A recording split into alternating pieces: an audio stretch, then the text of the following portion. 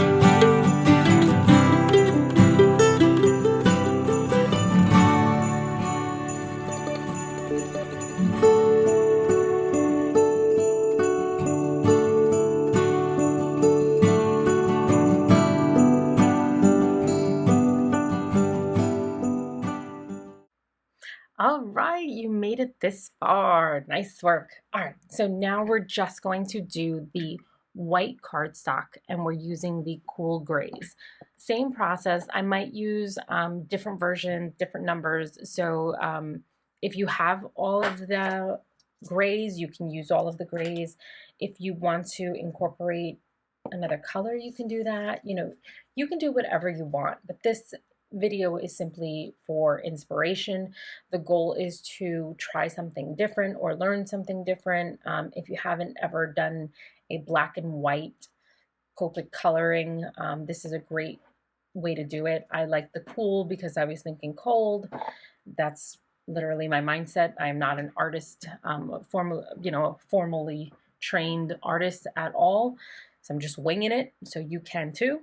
And if you only have the neutrals, use the neutrals. If you only have the toner grays, and just use a tone, whatever you have, use what you have. If you have watercolor, you can still do that with the same colors. You might have to layer the ink on a little bit more to make something darker.